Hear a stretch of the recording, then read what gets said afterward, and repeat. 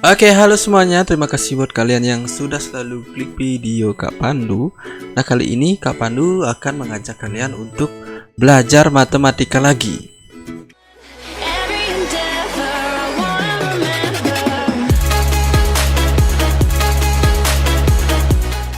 Oke, nah sekarang di video kali ini Kak Pandu akan mengajak kalian untuk belajar mengenai materi bentuk aljabar seperti yang di atas ini, yaitu materi di kelas 7 semester ganjil. Nah, tetapi di video kali ini kakak hanya akan menjelaskan mengenal bentuk aljabar dulu sebagai dasar kalian untuk mengetahui apa sih itu bentuk aljabar, seperti itu ya.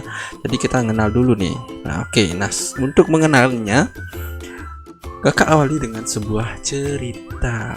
Cerita untuk kalian. Nah, coba sekarang kita baca, ini ada suatu percakapan. Suatu ketika terjadi percakapan antara Pak Erik dan Pak Thohir. Mereka berdua baru saja membeli buku di suatu toko grosir. Oke, ini Pak Erik nih berkata, "Pak Thohir, kelihatannya beli buku tulis banyak sekali." Sekarang Pak Thohir menjawabnya, "Ya, Pak, ini pesanan dari sekolah saya. Saya beli 2 kardus dan 3 buku. Pak Erik beli apa saja?" Nah, Pak Erik berkata sekarang, "Saya hanya membeli 5 buku, Pak. Buku ini untuk anak saya yang kelas 7 SMP." Oke, dari percakapan Pak Erik dan Pak Thohir ini, kita mengetahui bahwa Pak Thohir itu dia membeli 2 kardus dan 3 buku. Nah, sekarang entah di dalam kardusnya itu berisi berapa buku, kita tidak tahu ya. Nah, dan si Pak Erik ini hanya membeli 5 buku, dan kita tak tahu Pak Erik ini hanya membeli 5 buku saja. 5 buku saja. Oke, nah kalau kita buatkan di dalam tabel, kalau kita gambarkan nih jadinya seperti ini. Oke, nah pembeli yang di atas ini ada Pak Thohir dan Pak Erik. Nah, itu. Nah, si Pak Thohir ini membeli 2 kardus dan 3 buku. Nah, ini gambar kardusnya, 1, 2, dan 3 buku. Kemudian Pak Erik hanya membeli 5 buku. Oke, dari kedua peristiwa ini kita bisa tuliskan dalam bentuk aljabar. Nah, jadi kita misalkan nih, misal X adalah banyak buku di dalam kardus.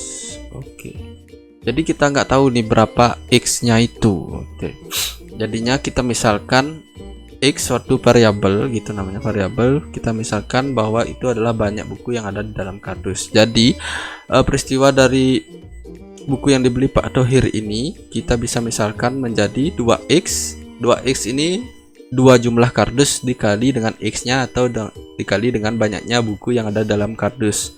Kemudian ditambah 3 buku yang dibeli. Kemudian untuk peristiwa nih Pak Erik, dia hanya membeli 5 buku. Jadi kita tulis 5 itu aja. Oke. Nah, ini dia sudah ada nih, X menyatakan banyak buku yang ada di dalam kardus. Oke. Kakak tulis lagi tadi di atas. Nah, kemudian sekarang simbol X tersebut bisa mewakili sebarang bilangan, yakni seperti berikut. Nah, misalkan nih kita reka-reka atau kita misalkan X itu adalah 10. Jadi misalkan dalam kardus itu banyaknya ada 10 buku. Jadi 2X ini jadinya 2 dikali 10. 2 dikali 10 ditambah 3 menjadi 20, ditambah 3 menjadi 23.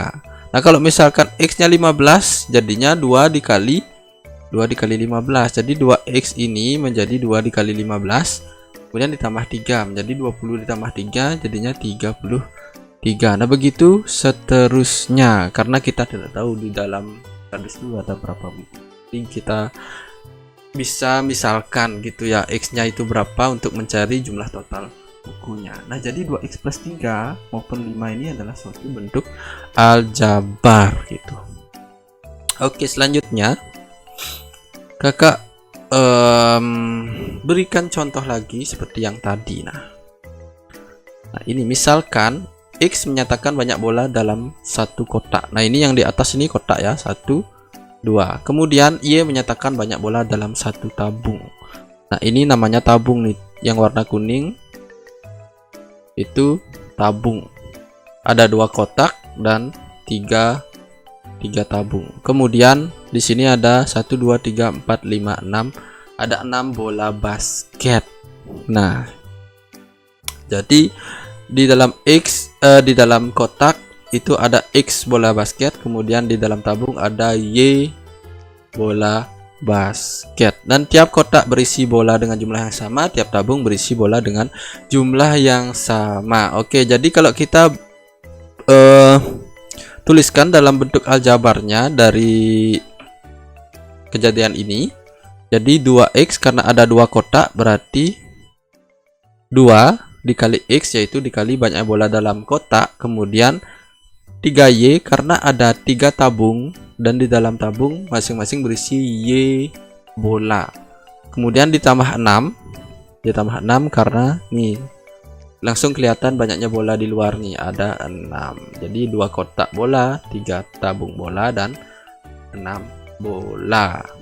Nah, coba sekarang kalian isi dari kotak di sebelahnya ini. Kakak sediakan, kakak beri waktu 5 detik untuk kalian.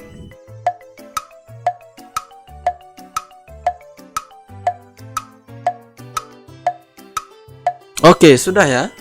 Jadi sekarang kita lihat, kakak bahas ini langsung. Kita lihat ada 3 kotak, kemudian ada 4 tabung, 1, 2, 3, 4. Kemudian ada 1, 2, 3, 4, 5, 6, 7, 8. Ada 8 bola basket di luar. Nah, kalau kita tuliskan dalam bentuk aljabarnya, jadi bola di dalam kotak itu dimisalkan X, jadinya ada 3X. Kemudian banyak bola dalam tabung itu dimisalkan Y, jadi ditambah banyak tabungnya 4, jadinya 4Y. Kemudian banyak bola yang di luar itu ada 8. Jadi 3X plus 4Y plus 8, itu dia. Jadi kalian cek lagi jawaban kalian ya. Oke, sepertinya itu ya lumayan bisa dimengerti lah, masih mudah gitu. Nah, sekarang kita lanjutkan. Nah, dari hasil pengamatan kita tadi, dari bentuk-bentuk aljabar yang kita dapatkan tadi, sekarang kita bisa menyimpulkan gitu. Jadi 5 ini tadi kan kita di Pak siapa tadi itu ya? Pak Tohir kayaknya, Pak Tohir. Dia membeli 5 buku. Jadi 5 ini disebut suku 1 atau monomial karena dia cuma 1 aja nih ada sukunya. Kemudian 2X plus 3 ini suku 2. Ini karena ini ada 1 suku, ini suku kedua. Jadi itu disebut binomial. Kemudian yang ini 2X plus 3Y plus 6 itu disebut suku 3 karena ada 3 suku, 1, 2, 3, itu disebut trinomial. Nah, kalau misalkan untuk bentuk aljabar yang tersusun atas lebih dari 3 suku dinamakan polinomial gitu, atau dalam bahasa Indonesianya suku banyak. Oke. Nah, selanjutnya unsur-unsur dari bentuk-bentuk aljabar tadi apa saja nama-namanya sih? Oke, sekarang kita perhatikan dari bentuk aljabar berikut. Nah, oke. Nah, ini ada 2X plus 4. Ini 2X plus 4. 2X ini dinamakan suku, kemudian 4-nya juga dinamakan suku 1, suku kedua. Nah, kemudian kita pecah lagi. Ini 2-nya karena dia nempel dengan X itu dinamakan koefisien. Kemudian X-nya disebut variabel. Jadi huruf-hurufnya itu disebut variabel. Kemudian ini 4-nya karena dia tidak menempel dengan variabel atau dia tidak mengandung variabel, jadinya disebut konstanta. Padahal ini sama-sama angka ya, sama-sama bilangan 2 sama 4-nya. Tetapi karena ini ada variabelnya maka 2-nya disebut koefisien. Kemudian 4-nya ini karena tidak ada variabel maka disebut konstanta. Nah, sekarang kakak berikan sedikit penjelasan tentang apa itu suku, apa itu koefisien, apa itu variabel, dan apa itu konstanta. Yang pertama, suku adalah variabel beserta koefisiennya atau konstanta pada bentuk aljabar yang dipisahkan oleh tanda operasi penjumlahan atau pengurangan. Jadi ini tanda pemisahnya ya, penjumlahan ini penjumlahannya nih, maka ini disebut suku, ini disebut suku. Kemudian koefisien adalah faktor konstanta dari suatu suku yang memuat variabel pada bentuk aljabar. Nah, oke, ini koefisien, faktor konstanta itu angka, kemudian dia memiliki variabel di suatu suku, jadinya dua ini disebut koefisien. Kemudian variabel adalah suatu bilangan yang belum diketahui nilainya, yang dinyatakan dengan lambang atau huruf. Nah, yang lumrah biasanya dipakai itu X sama Y, tetapi huruf-huruf yang lain juga bisa dipakai ya, bukan berarti itu tidak bisa dipakai. Jadi variabel itu dinyatakan dengan huruf dan itu adalah suatu bilangan yang belum diketahui nilainya, jadi bisa diganti-ganti. Kemudian konstanta adalah suku dari suatu bentuk aljabar yang berupa bilangan dan tidak memuat variabel. Oke, jadi ini bilangan, cuma angka aja, tapi tidak memiliki variabel X, Y, dan sebagainya. Hurufnya itu dia tidak memiliki huruf di sana. Oke. Nah, untuk mengenal bentuk aljabar, kakak terangkan sampai di sini dulu. Dan untuk materi selanjutnya, penjumlahan, pengurangan, perkalian, pembagian, dan lain sebagainya untuk di bentuk aljabar, nanti kalian bisa lihat di video Kak Pandu selanjutnya.